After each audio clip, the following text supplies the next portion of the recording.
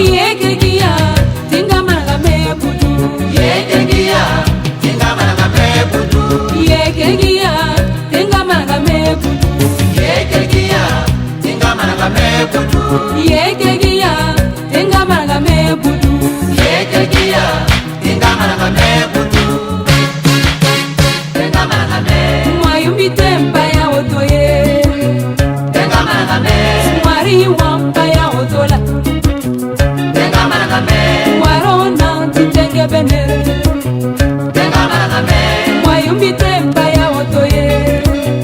Tenga maragame. Mwari wampa ya otola. Tenga maragame. Warona titenge benere. Tenga maragame. Tenga maragame. Tenga tema fas. Tenga maragame. Tenga tema fas. Tenga maragame. Tenga tema fas. Tenga maragame. Vive la révolution. Tenga maragame. Vive la révolution. Tenga maragame. Vive tous les Burkina. Tenga maragame. Longue vie au peuple. Tenga maragame. Longue vie au peuple. Tenga maragame.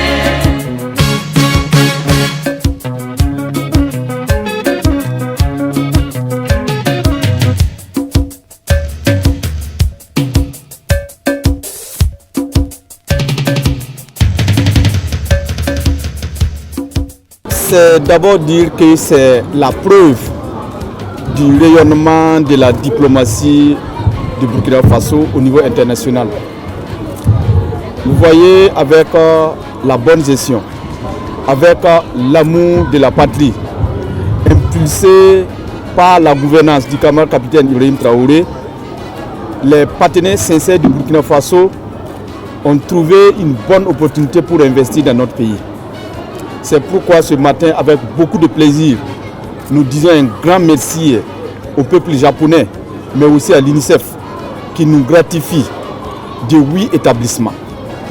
Dans ces 8 établissements, il y a 5 collèges d'enseignement général et 3 collèges polyvalents. Ça veut dire que c'est des collèges qui font l'enseignement général et qui font la formation professionnelle et technique. Et ce n'est pas seulement des bâtiments, c'est des établissements entièrement équipés. Non seulement au niveau des laboratoires pour l'enseignement général, mais aussi de l'atelier pour la formation professionnelle et technique. Et la formation professionnelle et technique, nous avons génie civil, génie mécanique, génie automobile. Et là, vous allez voir que toutes ces réalisations ont été équipés avec du matériel de dernière génération.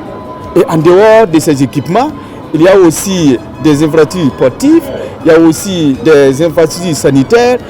En un mot, c'est un joyau. Et nous sommes très reconnaissants. Alors, ce que ce projet vient de faire, c'est d'abord augmenter l'offre éducative au Burkina Faso, mais aussi et surtout améliorer la qualité d'éducation qui est donnée. Vous allez voir que désormais, le fait de dire que nous faisons des cours en SVT ou bien en physique-chimie dans la théorie, c'est un lointain souvenir. Parce que tout simplement, les labos sont équipés et les enfants auront l'opportunité de manipuler, de checker, en tout cas de se familiariser avec le matériel, j'allais dire, des labos. Ce que nous allons demander, là on s'adresse aux bénéficiaires. Nous voulons que ce matériel soit géré avec beaucoup de sérieux, comme ils ont l'habitude de le faire. Parce que ce matériel de dernière génération, si nous savons l'entretenir, ça peut durer dans le temps.